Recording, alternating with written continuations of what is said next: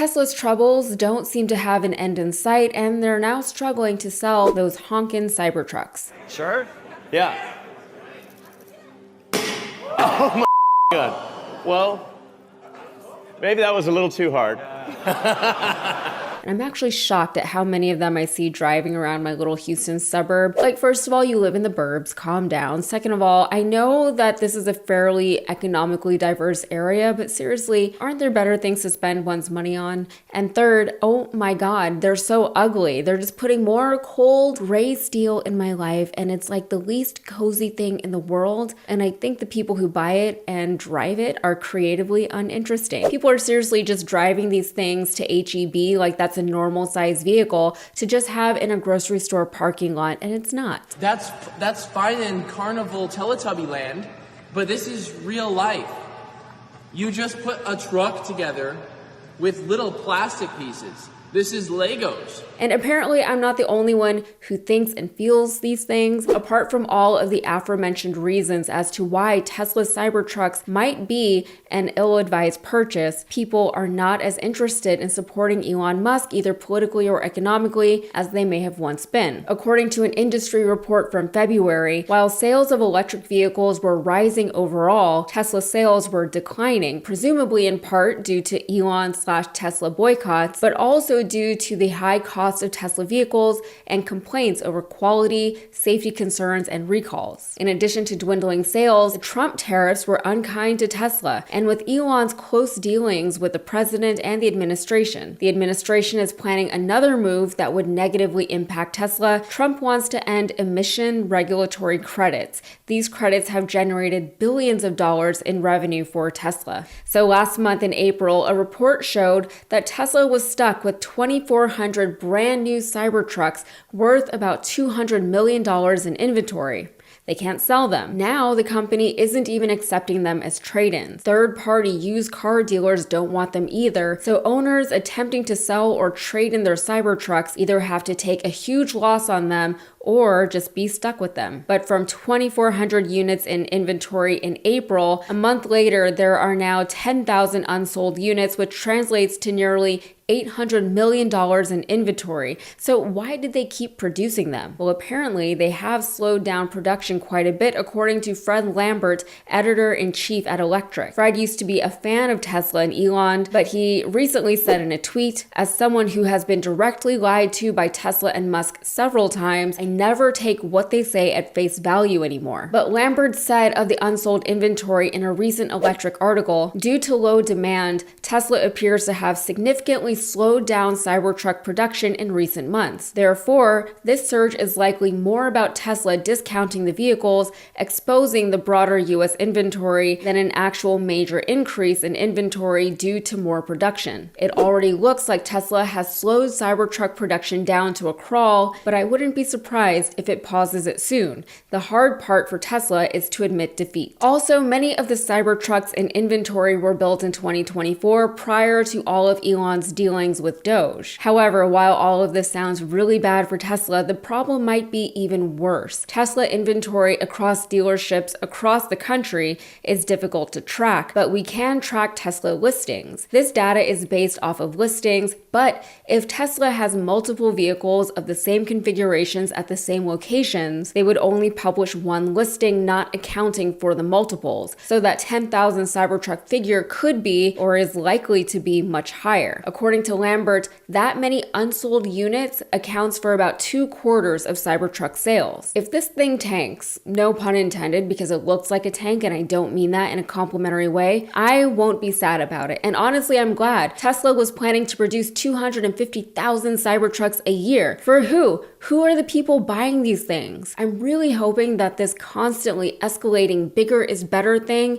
that's happening with our vehicles is going to backfire soon, because these vehicles are seriously too big for life in cities, in suburbs, wherever. I would love to see people rebelling and, start demanding smaller and more practical vehicles. Speaking anecdotally, lots of people have trucks right here in Texas, but a lot of these truck drivers are actually looking for older used trucks instead of buying new ones, because the older ones ones were smaller. If we keep producing these giant trucks and vehicles, worst case scenario, we just keep expanding our roads, paving over more green spaces, cutting down more trees, and raising the overall global temperature just because we need to make more room for these already unnecessarily large vehicles. They simply take up too much space for no reason. They're more deadly because of their sheer size, and I'll say it again, they are ugly. I hate looking at them, and I think they make the neighborhood uglier. That's how bad I think these things are. At the Seattle Tesla dealership anti-Trump, anti-Musk protest this weekend, they did something a little different.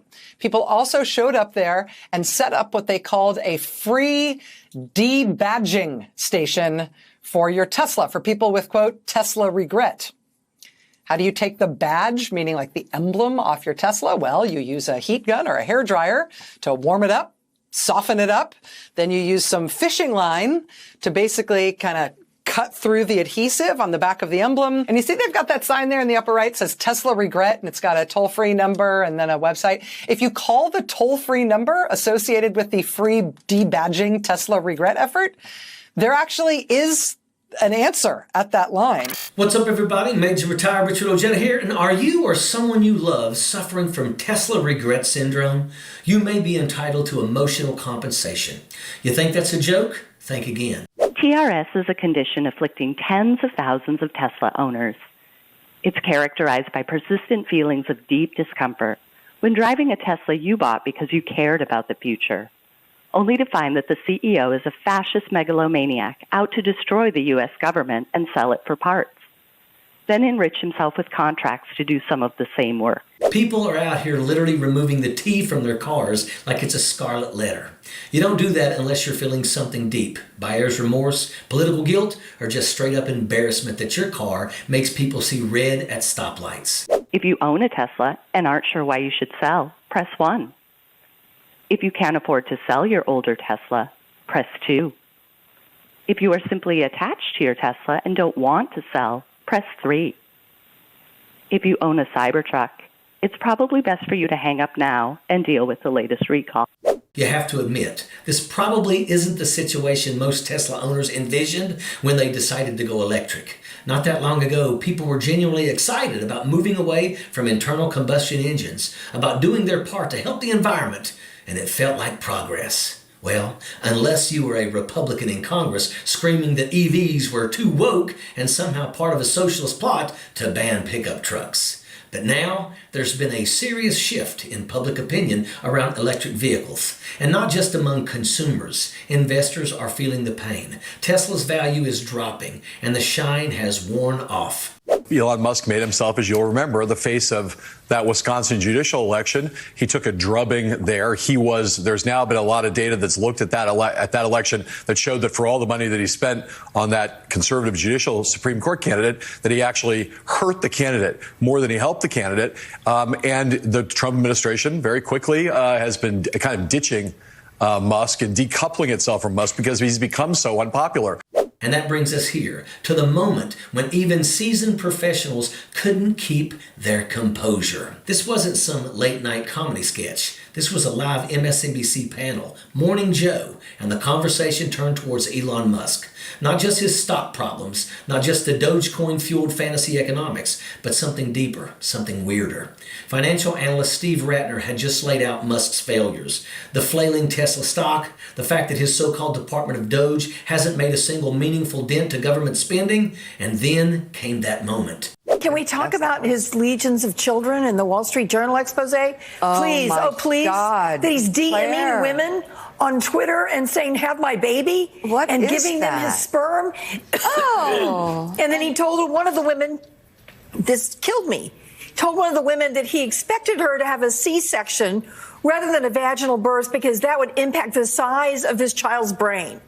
Now, this is a guy that not only is destroying his company, but more importantly, he is a weirdo. Senator Claire McCaskill, a longtime Morning Joe regular, could not hold back because the Wall Street Journal had just published a new report exposing the full scale of Musk's baby-making tech cult behavior, and it was just too much.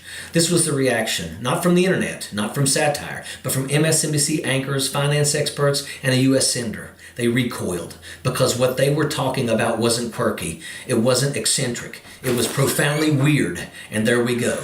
It wasn't just the numbers falling apart, it was Elon Musk's whole vibe imploding in real time. Tesla stock is slipping, Dogecoin can't save him, and investors are starting to panic. But what really lit the panel up wasn't the finances. It was the Wall Street Journal report. Claire McCaskill couldn't let it slide. She brought up Musk's so-called legion of children, exposing the billionaire's freaky obsession with overpopulating the earth like he's auditioning for some dystopian Mars cult. Because we're not talking about a quirky billionaire with too much time on his hands. We're talking about a man who's out here DMing women, "have my baby," like it's part of his business model. We're talking about a dude trying to design the future through IVF contracts and C-section mandates, and then throwing tantrums when the kid doesn't come out as some genetically perfect tech bro mini-me.